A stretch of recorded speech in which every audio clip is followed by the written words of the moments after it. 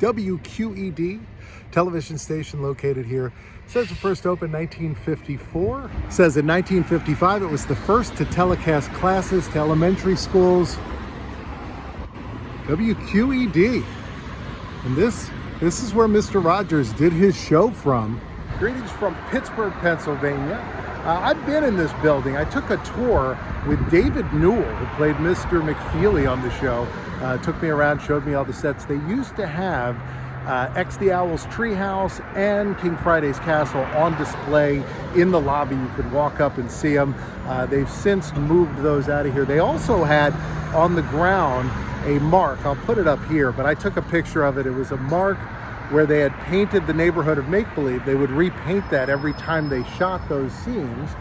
And the last time they did it, they kept a square that was maybe about 6 inches by 4 inches on the ground. I don't know if that's still in there. This is a pretty bustling place today.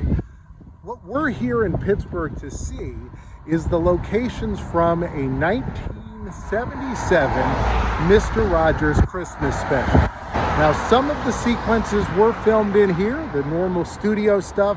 There were also some stuff that was somewhere in the desert. I don't know where that was, but at the very beginning of the show, Fred walks through Pittsburgh and you see some locations that were really hard to track down. One of them, almost impossible. When you see what I found, you'll be amazed. I think so, because I'm amazed that I found it.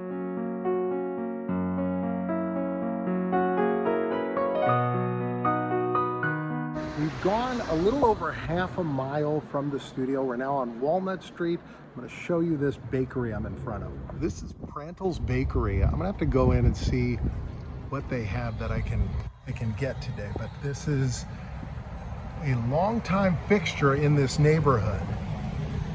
And in the Mr. Rogers special, you see him walking down the street, and I noticed this bakery sign in the background.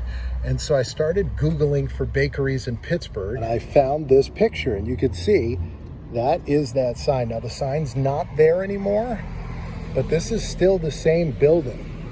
And so it's located right here, and that sign would have been right up there, hanging off this awning. You can see that. And there's the second floor. Now, Fred would have walked by a building that was just up the way. He would have talked to this child and his mom, and then this woman who was actually Happy Gilmore's grandma pops out of the store and almost drops her packages, and she appears in the special later. But that all happened right up the street there. We'll walk there in just a second. But this is how I found it. I got a box of their cookies, talked to the people in there. So the shot would have been taken right down this way. You can actually see these buildings over here in the background. I'll show you that. And there would have been a store that was here. It was like a little market. Obviously it's not anymore. Patagonia is here now. There's an Apple store across the street here. So things have certainly changed, but a lot of the roof lines on this side of the street were the same. So I was able to match that up. And so Fred Rogers would have been standing right out here. And here's that shot again where he bends down to talk to that child. And just take note of these two buildings here, because there they are right across the street there. Behind the building, there's a little bit of graffiti. It says, "Your mom looking hecka pretty," which is very nice. Very nice. I'll tell my mom. We got some beautiful Christmas decorations over here. I love any time you have a town decorated for Christmas, but how great to see it while we're looking for some Pittsburgh Christmas locations.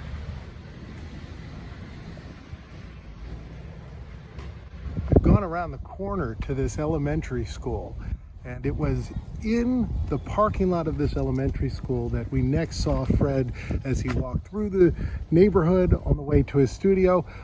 Go around, I think, this way and match up the shot. So the next spot would have been right here in the back of the school.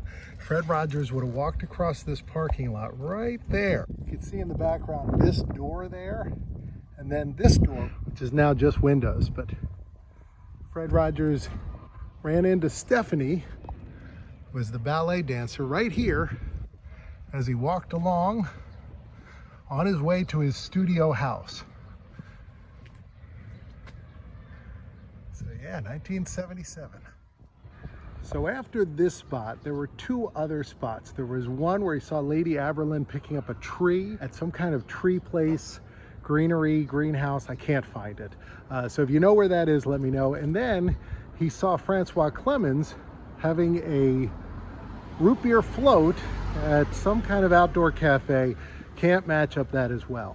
But on my way walking here from the bakery area, I passed by the last place he goes, the one that was the hardest to find, and that's where Fred ran into Mr. McFeely. So we're going to go right back up to Walnut Street and check that out. There's some beautiful houses here with some beautiful Christmas decorations.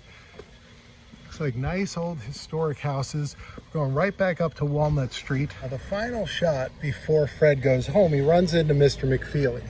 And Mr. McFeely has a package for him. Turns out to be a pair of Fred's favorite shoes. And he meets him right here. Now, in the background, you could see a few things. A sign that said restaurant, a sign that said leather shop, and you could see part of an address. So this was a 4-digit address. Now, I could make out the last 2 digits. I think it was 55. But the first 2 digits, I wasn't sure what they were. It could have been either a 3, a 5, or an 8, I thought. So I kind of looked in the area, looked for any places that had 4 digits that might fit that description. And I found this area across the street. Now, nothing matches up except for one thing. I'm going to take you over and show you that. As Fred and Mr. McFeely talk and exchange pleasantries, you see this brick column behind them. And so I looked at this imperfection. I said, well, is it still here? And it is. It's not this one. It's right here. That is that spot. And it matches up exactly. If you look, there is the smaller brick, has the chip in it there, which is this one. And if we count over from there, we've got 1, 2, 3, and then a half brick. 1, 2, 3, half brick. And it matches up precisely. The number is right. It's just been painted. It's the only difference between now and then. It's at the right level for them to have been standing there. You can see there's been some more damage to it since then, but Fred Rogers would have been standing right about where I am, walking right past this brick column, up this way towards that bakery. So this was all shot in a pretty close area, definitely not in sync with the way anybody would naturally want to walk. But yeah, this is where he was. So after he says hi to Mr. McFeely, they shake hands, and he heads back to the studio. We've already been to the studio, so I want to take you over here. Fred Rogers sculpture. I gotta say, I'm not very fond of this sculpture. I feel like it looks monstrous and doesn't, it's gigantic. And I don't know that the likeness is perfect, but it's a statue of Fred Rogers. It is huge. And it's right across from where the Pittsburgh Steelers play. And you can see the city of Pittsburgh over here in the background. This is about 12 minutes away from where we were when we were looking at those locations. That was called Squirrel Hill. Let's take a look at this statue. I'll show you what it looks like up close, all the little notches and parts to it. There's a lot of interesting indentations in it. And he's looking out onto the waterway here.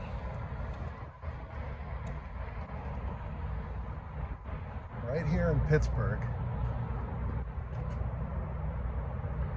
I think he's taken his shoe off here, untying his laces with these. I mean, it looks like Thing from from the Fantastic Four, but he's taking his shoe off, going to switch to his other shoes like he did in that TV special. Recently, I recorded an episode of the Advent Calendar House podcast about this TV special. It's a little weird, this special. You could hear my entire review of it on there. I had a lot of fun doing it. Did that with my friend Tim Liebarger, who wrote the book about Mr. Rogers. He is the Mr. Rogers expert out there. This is so great. What a great man. What a lot of good he brought into the world. I'm going to put a little bit of that podcast in right here so you can hear it. Take a listen to that. And then when the full episode is available. I'll put the link down below. Now he does meet Mr. McFeely on the street, who offers him a gift. He gets the gift right in front of the second floor leather shop, which I was interested in finding out more about. And Tim, I saw you had an interesting note about that scene, that this was one of the few times we see those two shake hands on camera. It was claimed that the only time Mr. McFeely and Mr. Rogers ever shook hands on camera was on the last episode, and that was this symbolism of some sort that things were coming to an end, and it was a thank you. Maybe that comment was made, for the general public and not somebody who went back through and watched the 1,000 episodes of Mr. Rogers. I don't think there was like a no handshaking and embargo amongst the two of them for the rest of the... No. By the way, if you enjoy these videos, make sure to give it a thumbs up. Be like the Fonz and put your thumb up and go, hey! Helps with the algorithm. What that means is every time somebody likes it, they tend to share it with another person. And if that person likes it, they share it with another person. So please do that on every one of my videos. From the bottom of my heart, I thank you for that. I walked across the street for a minute. We're gonna go back over there, but I wanted to show you this. In 1892, on November 12th, they had the first ever professional football game right on this area. Obviously not this stadium, but right here. And I think, if I remember correctly, this stadium appears in The Dark Knight. I'm not 100% sure, but I think so. And it's right here in Pittsburgh. Near the statue, it says, "A gift to the people of the city of Pittsburgh to honor Fred Rogers." That's the name of the sculptor there. This was dedicated in 2009. The last time I was here to see WQED, it was before they had even built it, so it was quite some time ago. And then here's a little thing about Fred. Talks all about who he was. Says he was lifelong friends with Cordelia May. And so when he died, she chose to honor her friend, and so she had this sculpture made. So I don't mean to be too hard on it. I certainly think it was, of course, made with the proper, respect and honor to him. I just think I would have preferred a sculpture that looked more like this sculpture over here of this man. This is a memorial that they have dedicated here, and you can see some people have put some flowers here. This is for the Fraternal Order of Police. And this is statue, says ever watchful, and I just wish it was more like this, a classical statue that is not impressionist and instead looks like the real thing. So I'm glad to see that they are keeping an eye out on Pittsburgh, watching out on it, as is Mr. Rogers. Look at this. Police telegraph. It says down here, last call. And there's this box. I don't know if you can see the lettering on it, but old police box. All right, well, that's going to bring this one to a close. Hope you enjoyed watching it. I really enjoyed tracking down these locations. Right now, there's going to be a box here and one over here. And you could choose either one, because I'm in both. They're both good. I'll put a Mr. Rogers filming location that I did last year or earlier this year up there. And I'll see you tomorrow at 2 o'clock. Come back.